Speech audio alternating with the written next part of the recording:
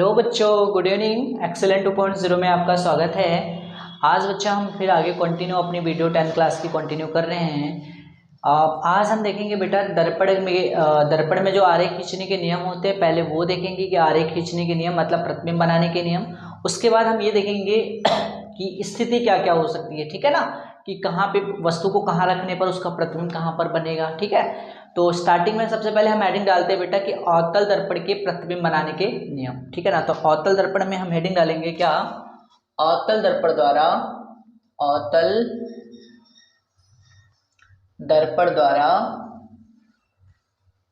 प्रतिबिंब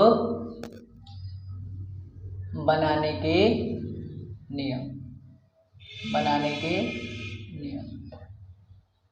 ठीक है, ये हमारा हेडिंग है। तो बेटा कुछ नहीं, 3 नियम हमने आपको बताना है, पढ़ना है आपको। 3 नियम, 3 में से कोई भी 2 नियम का हमने क्या करना है, पालन करा देना है, और प्रतिबिंब फटाक से हमने क्या करना, बना देना। ठीक है, तो वो पहले हम नियम जान लेते हैं। वो नियम वेरी इंपॉर्टेंट है, बहुत ज़्यादा इंपॉर्टेंट है बेटा, ये तीनों याद भी होना चाहिए। प्रथम नियम क्या कहता है, पहले हम लिखते हैं इसको कि अवतल दर्पण का प्रथम नियम क्या कहता है, ये चीज़। तो हेडिंग डालो आप लोग कि अवतल दर्पण में प्रतिबिंब बनाने का प्रथम नियम क्या होता है। तो ये कहता है प्रथम नियम कि मुख्य अक्ष के समांतर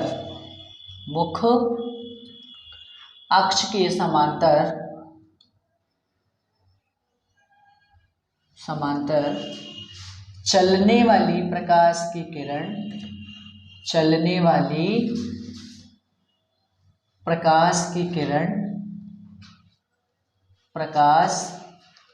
किरण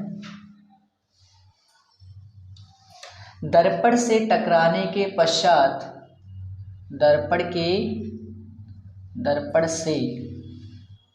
से टकराने के पश्चात फोकस से होकर जाती है। फोकस को हम किससे लिखते हैं बेटा, कैपिटल एफ से। फोकस से होकर जाती है, ये प्रथम नियम कहता है। ठीक है, तो पहला नियम क्या कहता है कि अगर कोई भी किरण मुख्य अक्ष के समांतर चलेगी, ठीक है ना, वो कहाँ से, दर्पण से टकराने के बाद बेटा वो कहाँ से होके जाएगी, फोकस से होकर जाती है। तो फोकस क्या होता है, मैंने अपनी लास्ट वीडियो में पढ़ा रखा है कि मुख्य अक्ष क्या होता है, फोकस दूरी क्या होता है, ठीक है ना, ध्रुव क्या होता है, द्वारक क्या होता है, इन सब चीज़ों के बारे में हमने डिस्कस किया है। नहीं देखा है वीडियो आपने तो सबसे पहले उस वीडियो को आप देखिए। तो ये मान लेते हैं हमारा कौन सा दर्पण है बेटा, अवतल दर्पण। अवतल दर्पण के मध्य बिंदु को हम क्या कहते हैं बेटा, ध्रुव कहते हैं। इसका जो केंद्र होगा उस केंद्र को क्या कहते हैं हम, वक्रता केंद्र कहते हैं। इनको मिलाने वाली रेखा को हम क्या कहते हैं, मुख्य अक्ष कहते हैं। तो मुख्य अक्ष हमने थोड़ा सा बड़ा बना दिया। अब ये जो मुख्य अक्ष है बेटा, ध्यान से सुनो, ये हमारा क्या है, मुख्य अक्ष है। और C और P के बीच की दूरी को हम क्या कहते हैं, वक्रता त्रिज्या कहते हैं। और इनके बीच में बेटा मैंने बताया था क्या होता है, हमारा फोकस होता है। ठीक है, F और P के बीच की दूरी को फोकस दूरी कहते हैं, स्मॉल f से लिखते हैं। सारी चीजें हमने डिस्कस कर रखा है। तो ये हमारा मुख्य अक्ष है बेटा। इसके समांतर ऐसे कोई भी प्रकाश किरण चलेगी और यहाँ पे टकराने के बाद, दर्पण से जैसे टकराएगी, टकराने के बाद क्या हो जाएगा बेटा, ये कहाँ से होके जाएगा, फोकस से होकर जाती है। तो पहला नियम ये कहता है, आपके दिमाग में फीड होना चाहिए बेटा ये चीजें, कि यदि कोई प्रकाश किरण मुख्य अक्ष के समांतर चलेगी तो दर्पण से टकराएगी तो कहाँ से होके जाएगी, वो फोकस से होकर जाती है। प्रथम नियम है किसमें बेटा, अवतल दर्पण में। ठीक है ना, तो अवतल द्वारा नहीं बेटा, यहाँ पे लिख लेना अवतल दर्पण द्वारा, दर्पण लिखना भूल गया मैं। ठीक है, तो अवतल दर्पण द्वारा प्रतिबिंब बनाने के नियम। ठीक है, तो प्रथम नियम आपको समझ में आ गया होगा। द्वितीय नियम क्या कहता है, तो फटाफट हम करते हैं। द्वितीय नियम क्या कहता है, तो द्वितीय नियम क्या कहता है बेटा, लिखते हैं। तो द्वितीय नियम फटाफट हेडिंग डालो आप, द्वितीय नियम के बारे में हम देखते हैं कि द्वितीय नियम क्या क्या कहता है। द्वितीय नियम ये कहता है बेटा, पहले हम हेडिंग डालेंगे द्वितीय नियम ये कहता है कि मुख्य फोकस से होकर जाने वाली, मुख्य फोकस किससे लिखते हैं, कैपिटल एफ से, एफ से होकर जाने वाली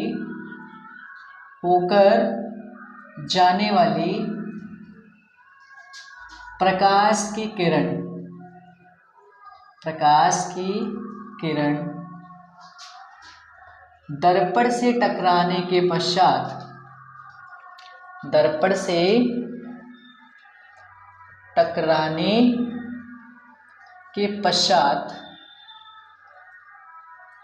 मुख अक्ष की, मुख अक्ष के क्या हो जाती है बेटा, समांतर हो जाती है, समांतर हो जाती है।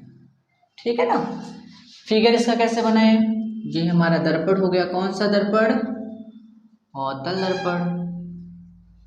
ठीक है, इसको नाम दे दो M1 और M2।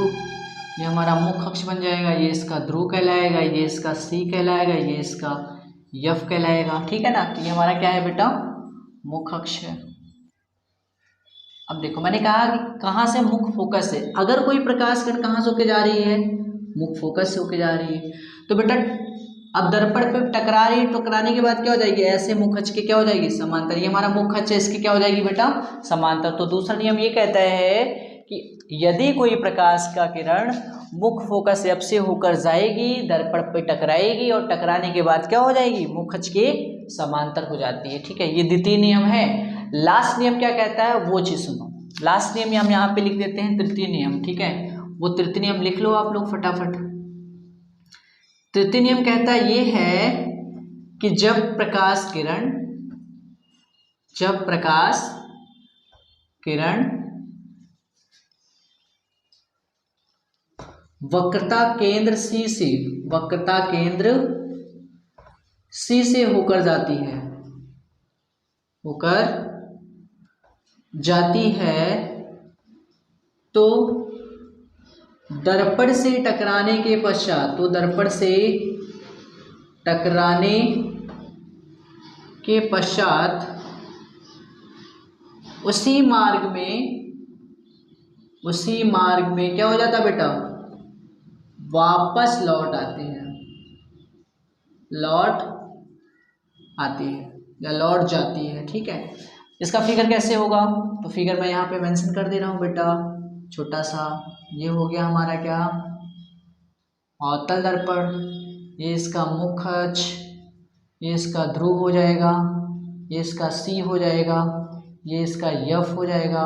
तो अगर कोई प्रकाश किरण वक्रता केंद्र C से होके जा रही है, यहाँ टकराएगी, टकराने के बाद जिस मार्ग से गई थी बेटा उसी मार्ग में वापस लौट आती है। तो 3 नियम आपको याद रखना है। पहला नियम क्या कि अगर कोई प्रकाश किरण मुख अक्ष के समांतर चलेगी तो दर्पण से टकराने के बाद मुख फोकस से होकर जाएगी। दूसरा नियम, अगर प्रकाश किरण मुख फोकस से होकर जा रही है तो दर्पण से टकराने के बाद मुख अक्ष के समांतर हो जाती है। तीसरा कि यदि कोई प्रकाश किरण वक्रता केंद्र C से होकर जाती है तो दर्पण से टकराने के बाद उसी मार्ग में वापस लौट आती है। ठीक है ना। तो ये 3 नियम आपने याद रख लेना है और तीनों नियम का बेटा हम क्या करेंगे, किसी तीनों में से बेटा किसी 2 नियम का हम क्या करेंगे, उपयोग करके प्रतिबिंब बना देंगे। तो सबसे पहले अब एक टेबल देख लेते हैं अवतल दर्पण में कि स्थिति क्या होती है। 6 स्थितियां होती है बेटा कि वस्तु को कहाँ रखे, उसका प्रतिबिंब कहाँ पर बनेगा। तो पहले एक टेबल बना लेते हैं, उसके बाद एक एक करके हम क्या करेंगे, सभी को पढ़ेंगे। ठीक है, तो फटाफट एक स्क्रीनशॉट लो और हेडिंग डालो। पहले आप लोग स्क्रीनशॉट लो, फिर मैं हेडिंग डाल के यहाँ पे आपको एक टेबल बना के दिखाता हूँ। ठीक है, तो चलो, तो ये नियम है, नियम तीनों याद हो जाने चाहिए आपको।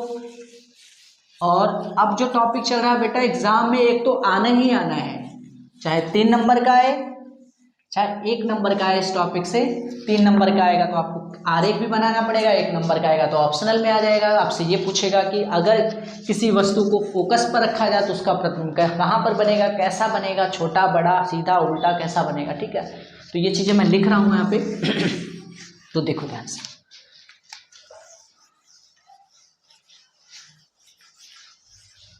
ठीक है, तो यहाँ हेडिंग डालो अवतल दर्पण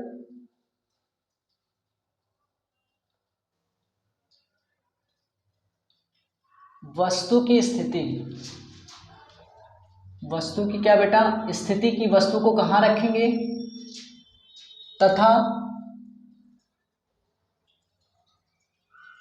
प्रतिबिंब की स्थिति, मतलब प्रतिबिंब कहाँ पर बनेगा, ये चीज आप लिख सकते हो। प्रतिबिंब की स्थिति मतलब कभी भी अवतल दर्पण में हम अवतल दर्पण के सामने वस्तु को कहाँ रखें, उसका प्रतिबिंब कहाँ पर बनेगा, तो इसीलिए लिखा वस्तु की स्थिति तथा प्रतिबिंब की स्थिति। तो पहले टेबल बना लेते हैं, लिखेंगे क्रम संख्या ऐसे, यहाँ लिखेंगे वस्तु की स्थिति, वस्तु की स्थिति कि वस्तु को हमने कहाँ रखना है, और दूसरा बेटा यहाँ पे लिखेंगे हेडिंग लिखेंगे प्रतिबिंब की स्थिति, मतलब प्रतिबिंब कहाँ पर बनेगा ये भी हमें पता होना चाहिए, प्रतिबिंब की स्थिति। और तीसरा प्रतिबिंब कैसा बनेगा बेटा, उसका नेचर कैसा होना चाहिए, तो लिख सकते हैं प्रकृति तथा आकार। आकार का मतलब छोटा बनेगा या बड़ा बनेगा, ठीक है। तो 6 स्थितियां हैं, 6 को हम क्या करते हैं पहले लिख देते हैं, फिर एक एक करके हम डिस्कस करेंगे, ठीक है। तो पहला ये कहता है कि जब वस्तु कहाँ स्थित हो, अनंत पर स्थित हो, अनंत पर स्थित हो, तो बेटा क्या होगा, उस वस्तु का जो प्रतिबिंब बनेगा, प्रतिबिंब की स्थिति मतलब प्रतिबिंब कहाँ पर बनेगा, तो फोकस पर बनेगा। तो हम लिख सकते हैं कि प्रतिबिंब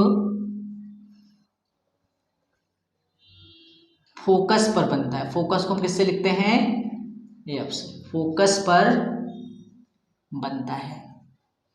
और ये चीज आपको रटने की जरूरत नहीं पड़ेगी बेटा, अभी टेबल बना रहा हूं फिर आपको समझाता हूं कि कैसे याद करोगे आप, रटना नहीं पड़ेगा आपको। कैसा बनता है बेटा, वास्तविक बनेगा, वास्तविक का मतलब रियल में बनेगा।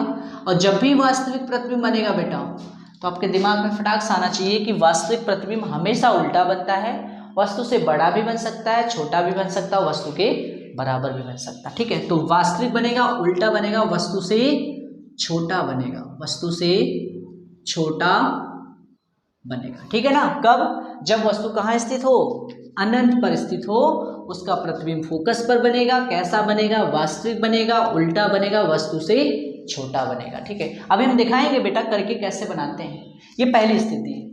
तो 1 नंबर का हो सकता है आपसे पूछ ले कि वस्तु को अनंत पर रखने पर प्रतिबिंब कहाँ बनेगा दर्पण में, अवतल दर्पण में, तो आपको फटाक से आपको याद हो जाएगा कहाँ पे बनेगा, फोकस पर बनेगा। कैसा बनेगा, वास्तविक, उल्टा, वस्तु से छोटा।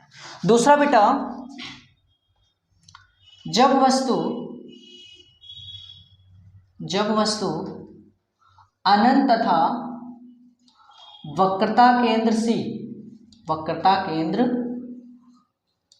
C के बीच स्थित हो, C के बीच स्थित हो, तो उसका प्रतिबिंब कहां पर बनेगा, तो प्रतिबिंब बनेगा बेटा, तो प्रतिबिंब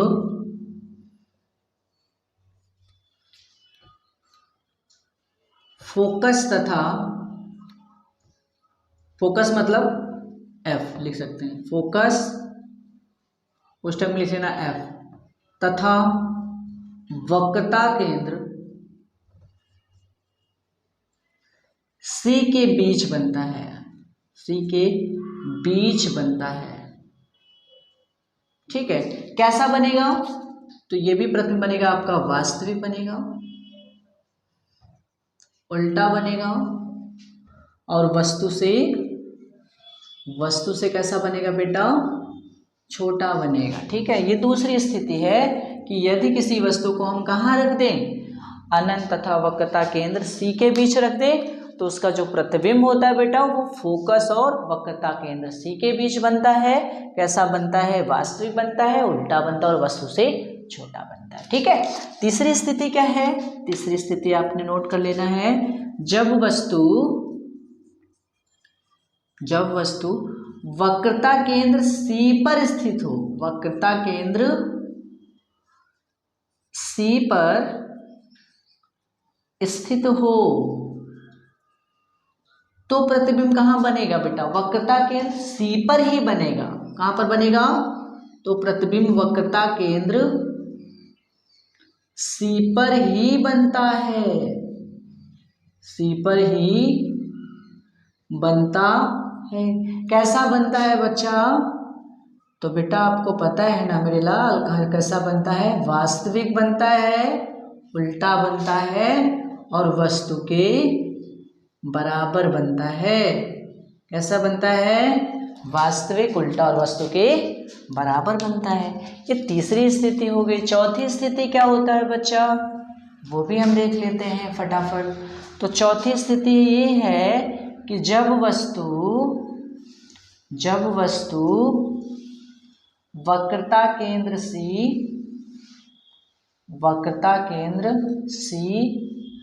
तथा फोकस F के बीच स्थित हो तो प्रतिबिंब कहाँ पर बनेगा, तो प्रतिबिंब बनेगा वक्रता केंद्र C तथा अनंत के बीच। कहाँ बेटा, वक्रता केंद्र C तथा अनंत के बीच बनता है। कैसा बनता है, वास्तविक बनता है। कैसा बनता है, वास्तविक उल्टा बनेगा और इस बार वस्तु से बड़ा बन जाएगा।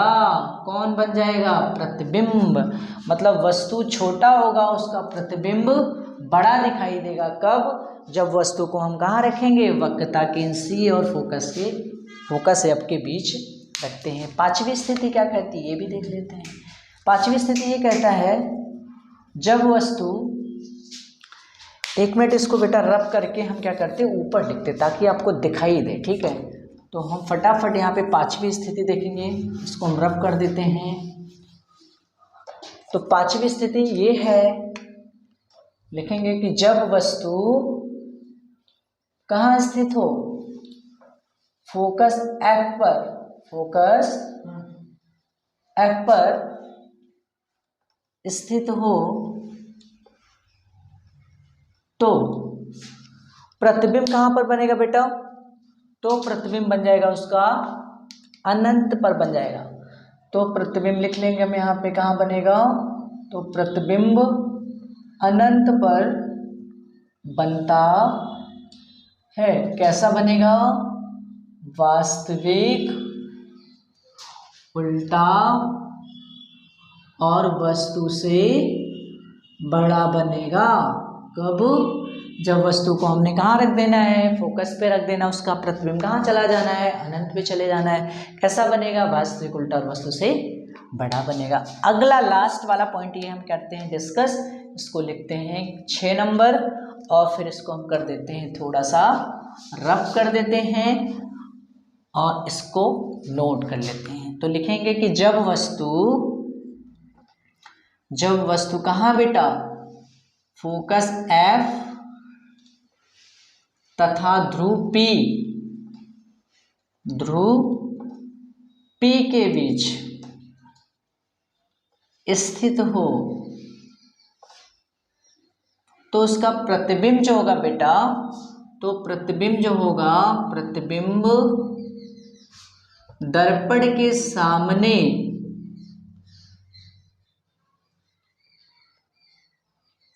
दर्पण के पीछे बेटा, सामने नहीं, दर्पण के पीछे बनता है। तो प्रतिबिंब कहाँ बनता है, दर्पण के पीछे। कैसा बनता है, अब पीछे बन रहा है, तो अब ये रियल में नहीं बन रहा है, जबरदस्ती हम बना रहे हैं। तो जब भी जबरदस्ती वाला काम होता है तो कैसा होता है, आभासी। और जब भी आभासी बनेगा तो कैसा बनेगा, सीधा और वस्तु से बड़ा बनेगा। कैसा बनेगा, बड़ा। लास्ट स्थिति में बेटा कि जब वस्तु कहाँ हो, फोकस और ध्रुव P के बीच स्थित हो तो दर्पण जो प्रतिबिंब होता है दर्पण के पीछे बनता है। कैसा बनता है, आभासी बनता है, सीधा बनता है और वस्तु से बड़ा बनता है। ठीक है। एक बार क्वेश्चन आया था बेटा कि हमारी आंखों की रेटिना पे जो इमेज बनता है कैसा बनता है, तो ऑप्शन था बेटा, बहुत सारे बच्चों ने ये देखा कि ऑप्शन था वास्तविक उल्टा और वास्तविक सीधा और तीसरा आभासी सीधा और चौथा बेटा वास्तविक उल्टा। ठीक है, आभासी उल्टा। ठीक है, जो 4 ऑप्शन थे बेटा, तो चारों में से बच्चों ने ज़्यादा ये सोचा कि सबके बच्चों दिमाग में ये आया कि हमारी आंखों की रेटिना पे जो भी इमेज बनता है वो हमें क्या होती है बेटा, हर चीज़ हमें सीधी दिखाई देती है। तो सभी बच्चों ने क्या मार दिया, आभासी सीधा। लेकिन ऐसा नहीं होता, हमारी आंखों की रेटिना पे जो भी इमेज बनती है वास्तविक बनती है, और वास्तविक बनेगी तो उल्टी बनेगी, तो उल्टा इमेज बनता है। लेकिन उल्टा बनता है इसका मतलब हमें जो वस्तुएं होती हैं वो दिखाई सीधी देती हैं। तो ये होता है बेटा, दिमाग जो होता है वो सोचता सीधा है, सेंस सीधा करता है, इसलिए हर चीज़ क्या होती है बेटा, सीधी दिखाई देती है। तो दिमाग के ऊपर डिपेंड करता है, दिमाग क्या करता है, जैसी इमेज बनती है तुम्हारी रेटिना पे उसके अपोजिट साइड क्या करता है वो सोचता है। उल्टी इमेज बनती है तो वो क्या करता है, सीधा सेंस करता है, इसलिए हर चीज़ें क्या होती है बेटा, हमको सीधी दिखाई देती हैं। ठीक है, तो ये बहुत ही इंपॉर्टेंट पॉइंट्स हैं बेटा, इसको याद कर लेना है, इसको पढ़ भी लेना है कि कहाँ पे रखने पर किसका इमेज कहाँ पर बनेगा। उसके बाद हम क्या करेंगे, अब एक एक करके हम करेंगे, डिस्कस करेंगे कि हेडिंग डलवाएंगे, आपको क्या लिखाएंगे कि लिखना है आपको कि जब वस्तु कहाँ स्थित हो, अनंत पर स्थित हो, तो उसके बारे में लिखेंगे, उसका आरेख बनाएंगे। ठीक है ना, तो 3 नंबर का अगर बड़ा सा क्वेश्चन आएगा तो 3 नंबर दिलाएगा आपको, तो आपसे पूछेगा उसके बारे में लिखो और उसके बाद उसका आरेख बनाओ, तो आप 3 नंबर पाओगे। तो एक एक करके हम क्या करेंगे, इसको पढ़ेंगे। ठीक है, तो आज के लिए बस इतना ही करते हैं, और आशा करते हैं आप अच्छे से पढ़ाई कर रहे होंगे, क्योंकि एग्ज़ाम करीब है। तो बेटा आप लोग अच्छे ढंग से मेहनत करो और अच्छे नंबर गेन करो, अपने गोल को अचीव करो। ठीक है, और हमारे चैनल पर नए हैं तो लाइक करें, सब्सक्राइब करें और बेल आइकन का बटन ज़रूर प्रेस कर लें, ताकि कोई भी वीडियो अपलोड हो बेटा किसी भी सब्जेक्ट का, उसका नोटिफिकेशन आपको मिल जाए। धन्यवाद।